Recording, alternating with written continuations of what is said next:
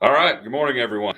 Lance Turchioni here with you on Ask the Agronomist. Appreciate you joining this morning. We've got producer Adam here in the Nutrient Studio outside of Macomb, Illinois, and we have some topics this episode. We want to talk a little bit about corn on corn. We want to talk a little bit about soybean and nitrogen rates and soybean nitrogen fixation and a few of those topics. I've gotten some questions from growers over the past couple of weeks. Talk a little bit about the fate of fall anhydrous with some of this warm weather that we have been having. The warm weather seems to be gone, and a little more winterish weather going on now. This has been a fun week for me. This has been my first week post harvest. So we finally finished harvest on the home farm the middle of last week. Could not have come too soon for me. I was ready for harvest to be over. It's nice to kind of have one job rather than two. And so this week I've been talking with a lot of growers about seed plans for next year. And two of my favorite things, and I've got to do this several days this week, is talk to farmers and eat breakfast. And when I can eat breakfast and talk to farmers at the same time, that's a good way for me to start my day. So this is a great time of year for a seed agronomist. We've got new products about to be released. We're making plans for plots for next year. We're making recommendations for next year. We're talking to farmers about what they liked and what they didn't like from this year and what they want to do different next year. We were on a 4-hour Teams call yesterday, and got another 4-hour Teams call coming up today for our market development data review, which is kind of a after effect of COVID that we don't do a lot of these meetings in person anymore, which I have mixed feelings about. I think it's a better interaction when you're in person. It's nice to see people. It's nice to be able to talk to people. But it is nice to, in 4 hours get through what used to take a day and a half with travel time. So there's pros and cons to both ways of doing that. So we're kind of doing a blended thing. We do some stuff in person, we do some stuff over Teams, but did see some really good data yesterday that some of our national protocols, and one thing I did want to share with our group. I've gotten lots of questions this fall about, what did you guys learn from your fungicide trials? So, we did some V5 followed by VT. We did V5 followed by VT followed by R3. We did R1 or VT followed by R3. We looked at different rates, and as most of you know, and we've talked a lot about this, and you all observed this, we had a relatively, especially compared to last year, low disease pressure environment in West Central Illinois this year, and that blessed us with some amazing corn yields, and we did not see the ridiculously huge response to fungicide that we did a year ago. There was still a response, there was still a benefit, still positive ROI, but it wasn't the 80 and 100 bushel differences that we saw last year. However, had a chance to see yesterday, there was some pockets in other parts of the country. Southeastern Minnesota was a real hot pocket for tar spot this year. In heavy tar spot pressure environments, they did see basically the same thing we saw last year, and they were seeing huge responses to, the VT application, adding 30 or 40 bushel in heavy tar spot environments, really across all hybrids. There was not, we can see differences in tar spot ratings on hybrids. So we're working on developing ratings for tar spot. You can find hybrids that are deathly susceptible, and you can find hybrids that are only moderately susceptible. You're not going to find a resistant one, but there are different levels of susceptibility. However, what the data is showing is that whether you're super susceptible to tar spot or you're a little less susceptible to tar spot, when tar spot's bad, you're going to need a fungicide, and the more of that product that you use, the more of a response that you're going to get.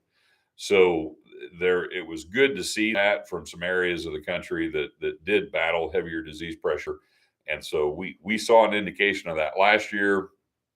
Did a lot of trial work this year to kind of prove that out, there are still things about fungicides that we need to understand. One thing that, and if you observe this on your farm, shout this out to us. Let us know what you saw. 2 years in a row, I've had a lot of guys ask me, why are the overlap areas so ridiculously good? And why, when my neighbor sprays fungicide in his field and he drifts into my corn and I'm getting a double shot because of his drift, it's 30 or 40 bushel better than the rest of the field. And so people are observing some of these, essentially 2x rate applications, 2x or more rate applications are doing some mysteriously amazing things in cornfields. Now, last year, we kind of explained that by saying, well, we had historically heavy disease pressure and you really couldn't use too much fungicide last year because of historically heavy disease pressure. Well, I've had some growers that are even more amazed at what they're seeing this year because there isn't heavy disease pressure and they aren't necessarily seeing a 50 or 60 bushel response to fungicide this year. However, in those overlap areas, they are still seeing a big difference. So there is definitely a rate effect of fungicides. And we have seen in a lot of areas with heavy disease pressure that intensifying the rate has definitely had a big help. And in some cases, using a higher rate might be more important than spraying twice. In some instances, spraying twice might be better than using a high rate.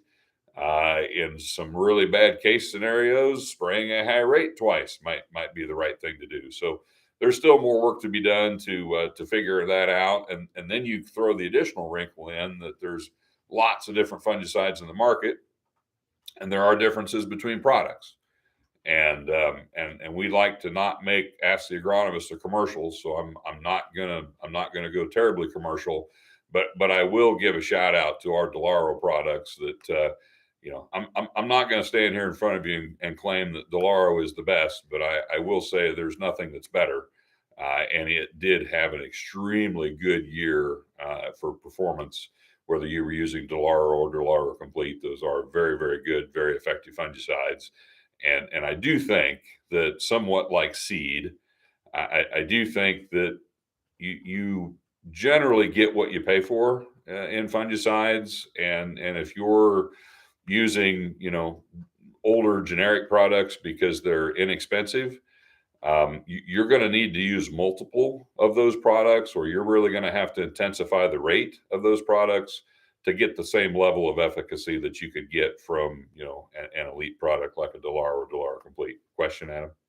Yeah, I was having a little chat with Mr. Tom on the chat here. Thanks for sending in the question, Tom.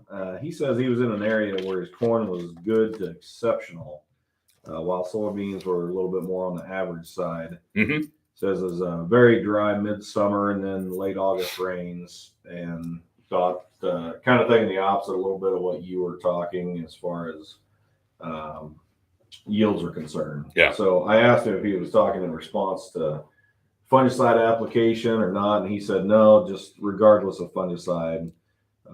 He was wanting your thoughts on kind of why he ended up having some good to exceptional corn and just average soybeans. Okay. Well, I guess the first thing I would say is that wouldn't be counter to what I've been talking about to me, because to me that describes most people's experience from 22. As I talk to producers, it's pretty rare that I find somebody who's more excited about their bean yields than they are their corn yields. So I would characterize 22 as a much better corn year than bean year in general.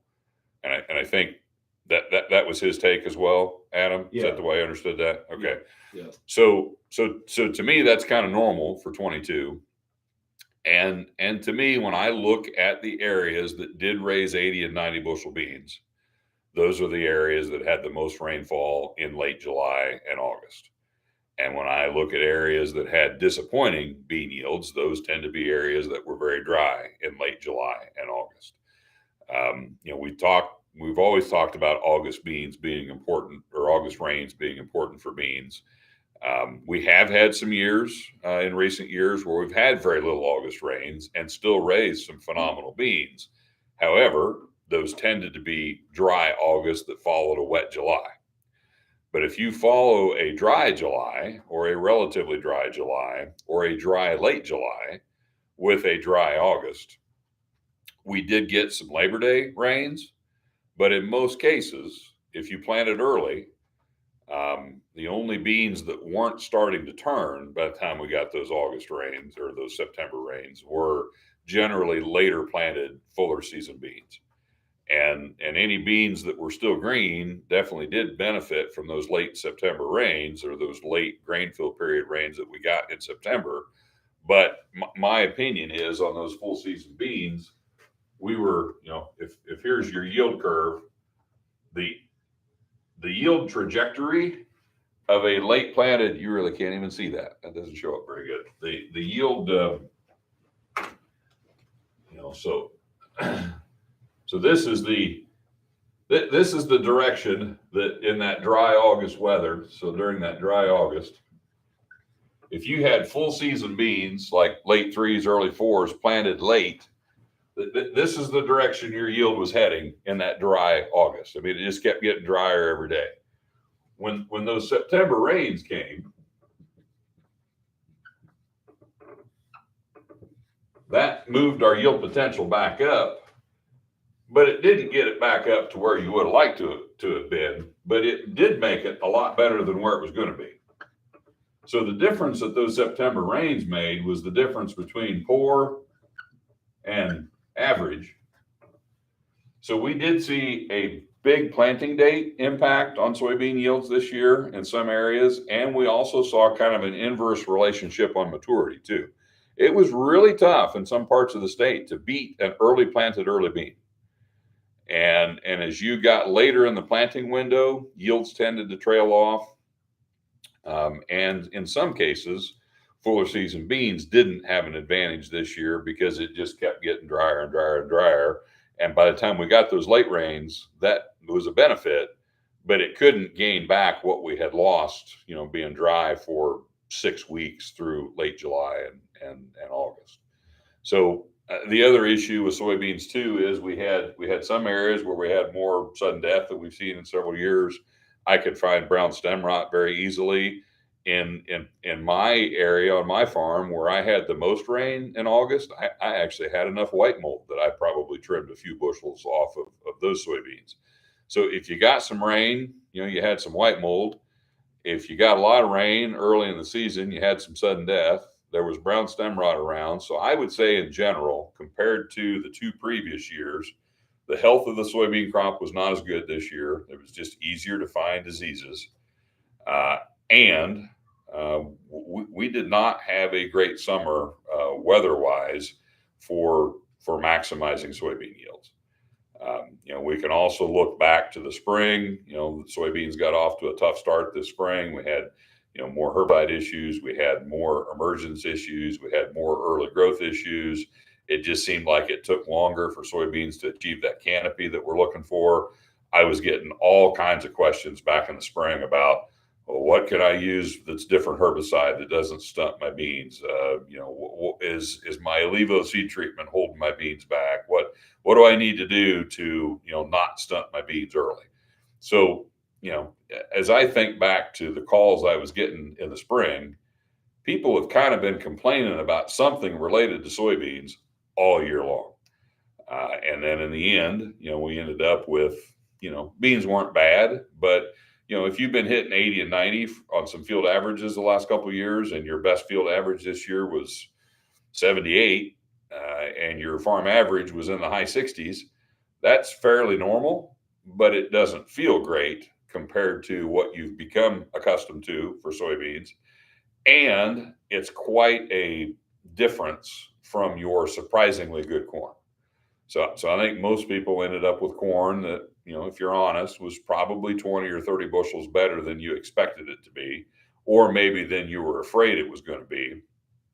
I had some corn that didn't make 200, but it got pretty close to 200. And with the summer that it had, I was surprised it was that good.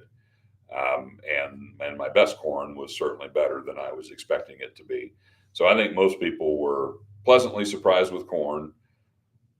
And I think we were hoping to be pleasantly surprised in soybeans, but instead of being pleasantly surprised, we were probably moderately disappointed.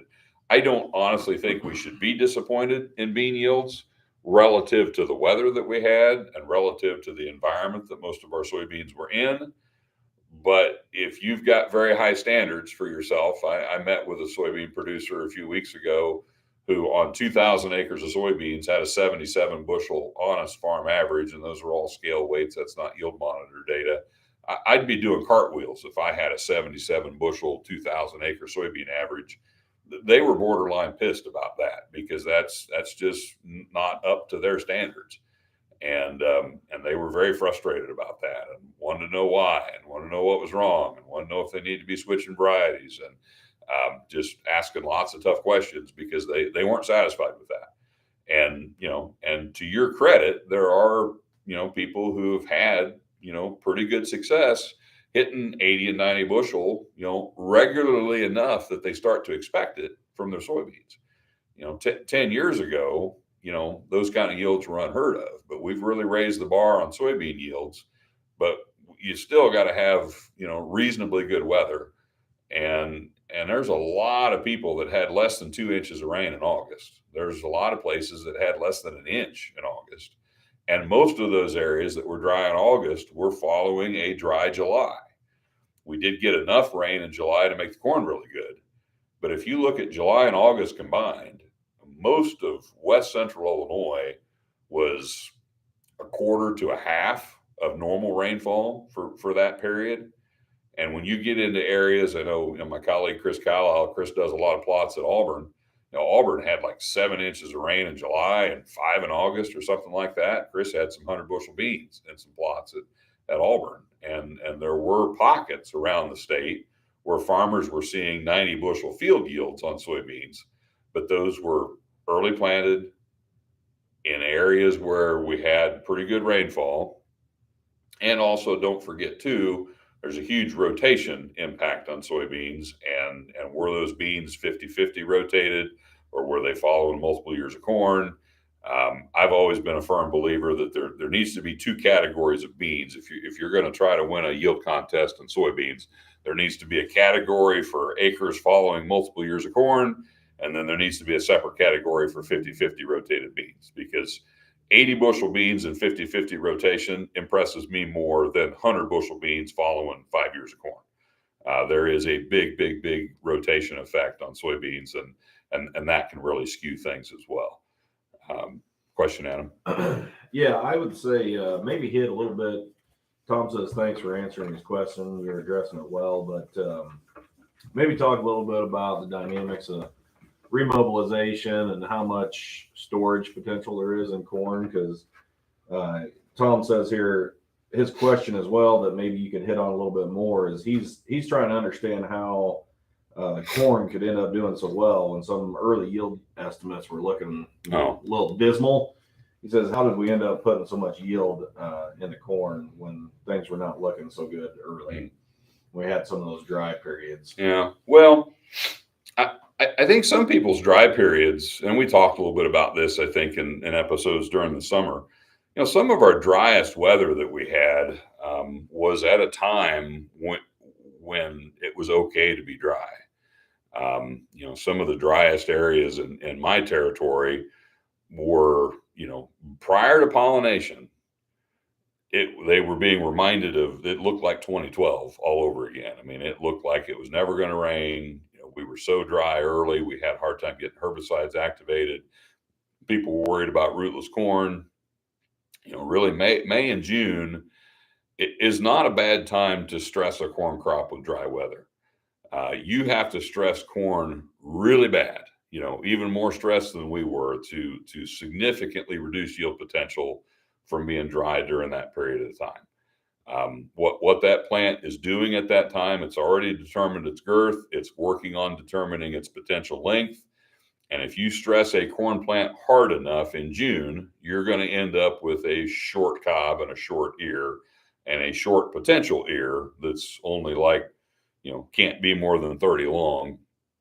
It's not a nice long cob that tips back because of stress during grain fill, but it is just a short, stunted, ear that was never going to be longer than about 30 or 32 long. We didn't get that stressed in most cases. So yes, it was dry. Yes, the crop was flirting with being severely hurt. Yes, we could see that if it didn't rain soon, things were going to be really bad, but we got enough rain soon enough to get through pollination. The most critical time in that corn plant's life is right before and right after pollination.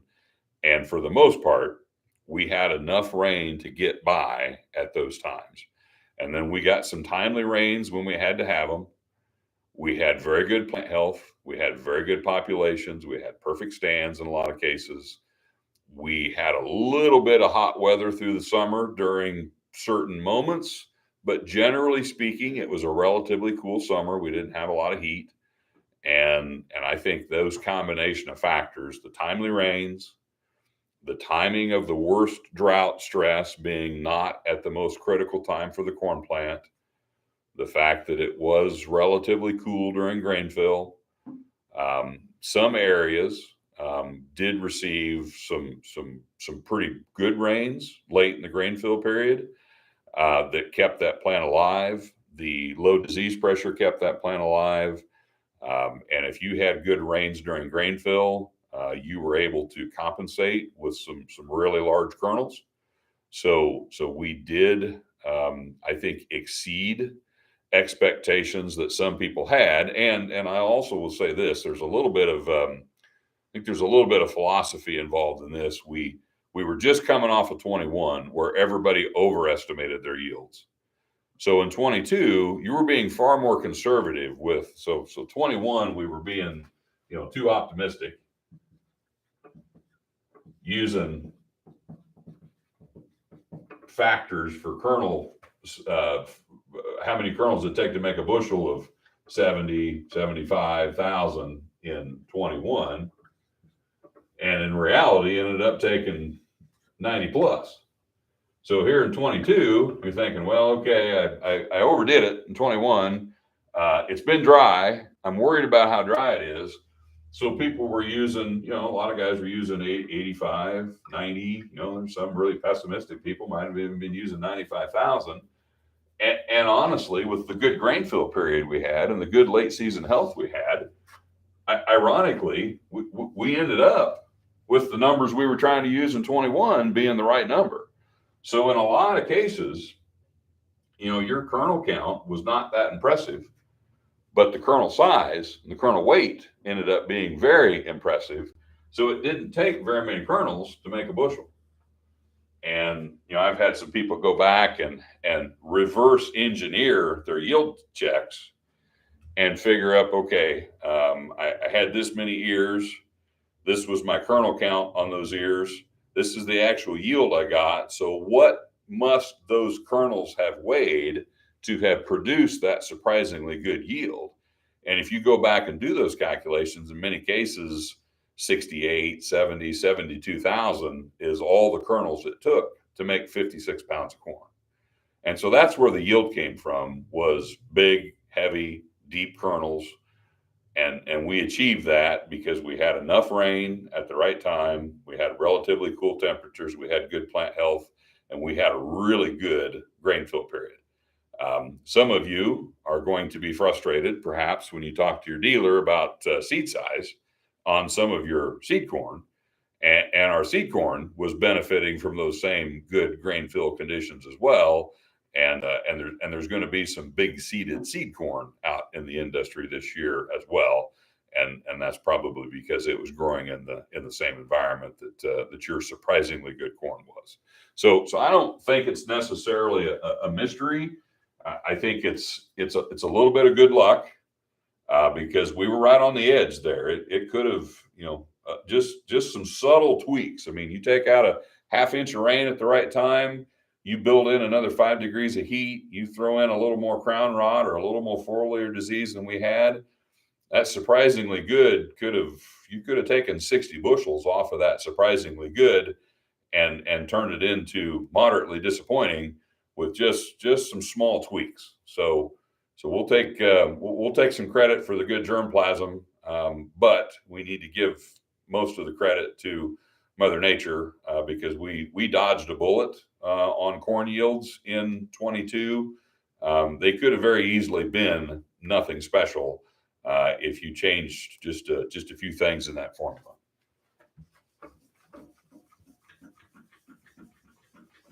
Okay, great questions. I love the questions. I haven't even gotten onto my list yet, and that's my favorite. Ask the Agronomist when we've got good questions, good interaction. So keep those questions coming. Want to